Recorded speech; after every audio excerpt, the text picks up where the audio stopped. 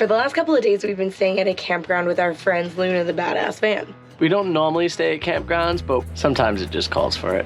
Today we're going to show you a couple of the differences between staying at a campground and boondocking so that you can decide what's going to be best for you and your adventures, because there's pros and cons to each. The beautiful part about being parked in a space like this is that you paid for it and you could spread out as much as you really want within your space and nobody could really tell you to leave. Still, try to do the right thing.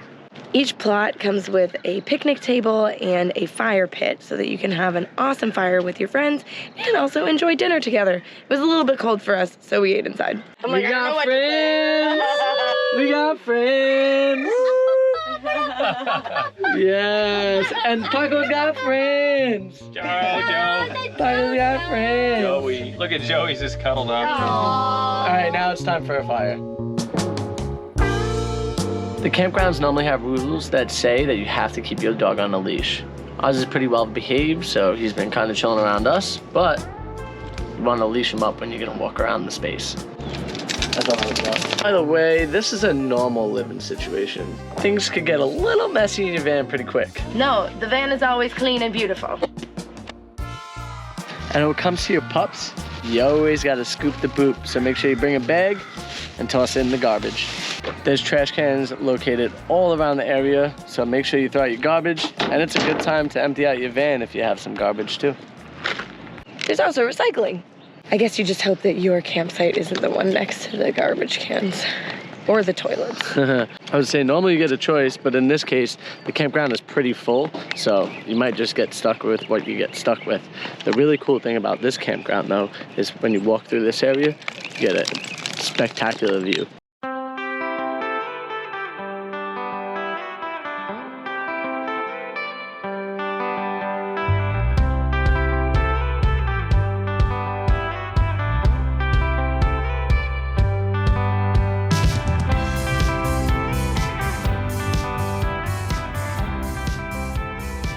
I'll try to catch you. Thanks. You're welcome. It's a lovely night. We're just gonna enjoy the sunset on the beach. It is kind of cool though, so you definitely make sure you come out here with like a sweater on, and once that sun goes down, it gets cold pretty quick. California in February is not as warm as California looks on TV. Yeah.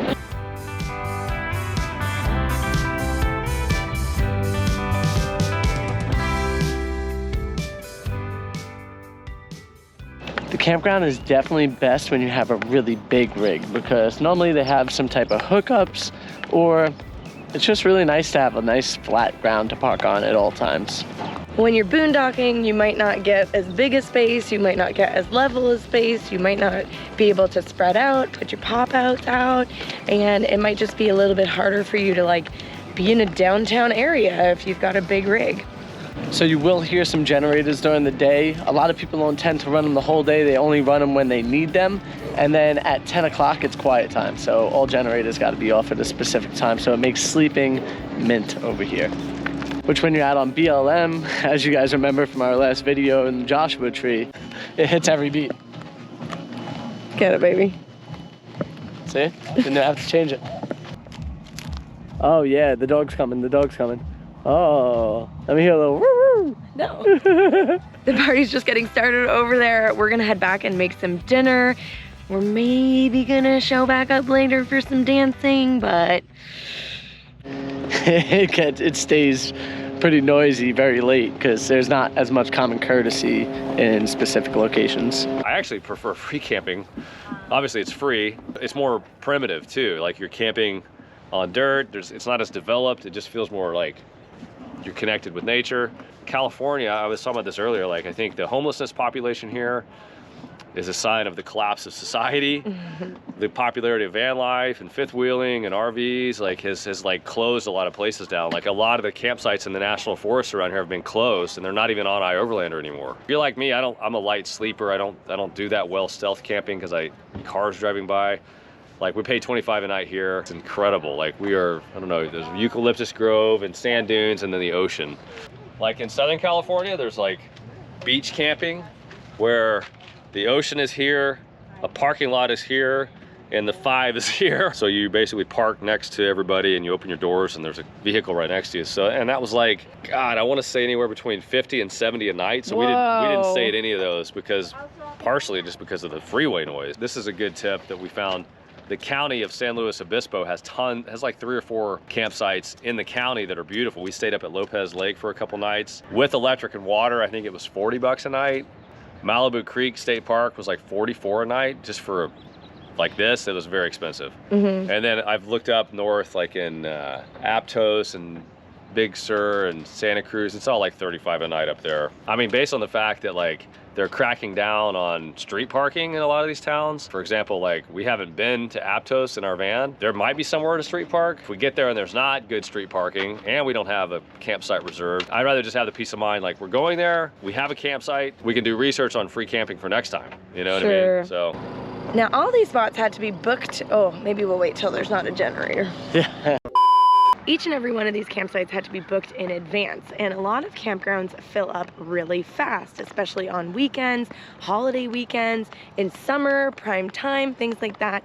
It might actually be hard for you to get a reservation at one of these campsites. So like this weekend that we're here is actually President's Day weekend, so the campground is pretty much completely booked until Monday, and then almost every single spot opens up. Really?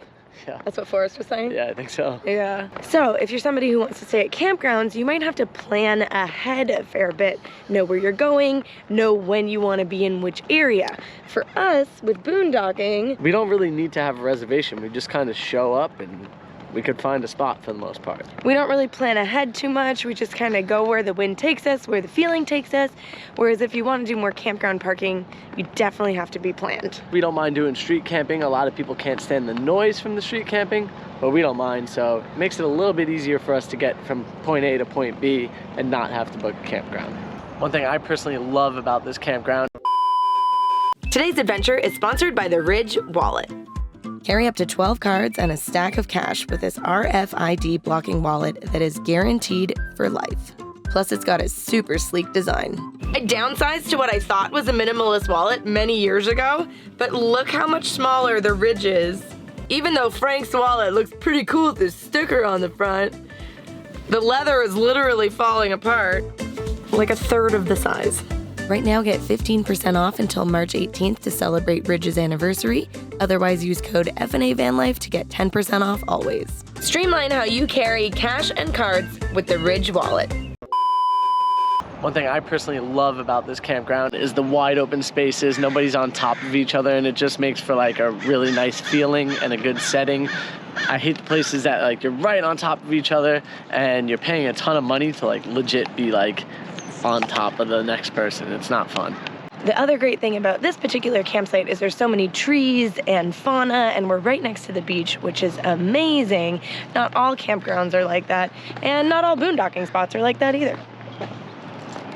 This campground has multiple different bathroom stations. They have showers, they have toilets, they have places where you can wash your dishes as well, which is really handy. And right now I actually have to go, so I'm heading in.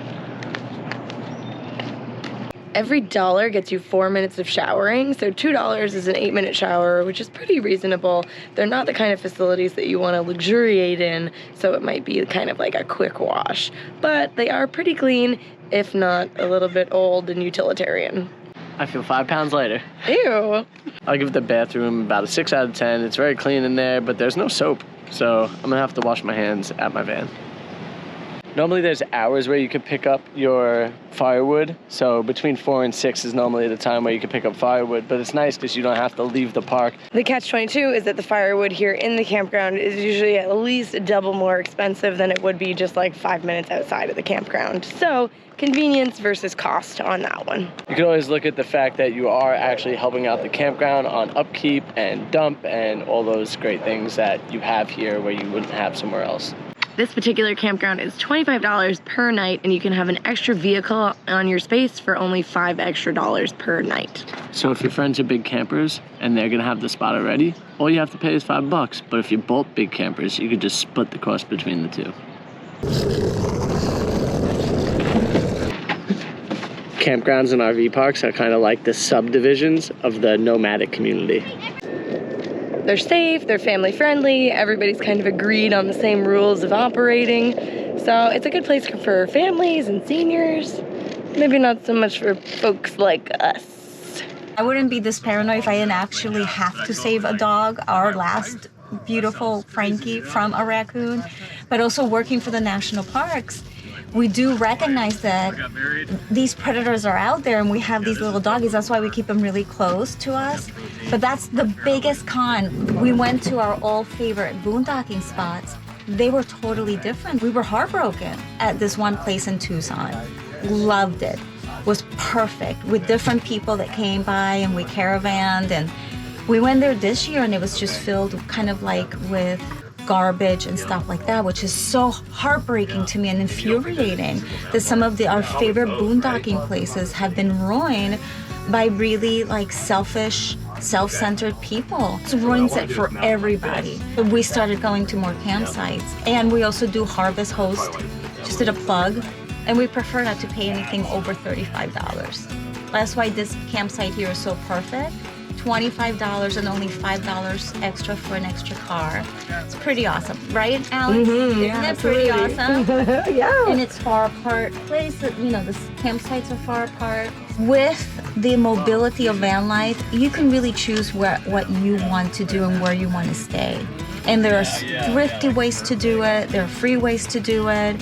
And then you could, like force nights, sometimes it's worth our serenity to pay a little extra for a couple of nights. Over the last few years, we've only paid to camp a handful of times. So we love places like this and BLM that's free. What do you prefer? Let us know in the comments below, and be sure to subscribe for next week. We're showing you where we camp for free in California. And have an F&A day.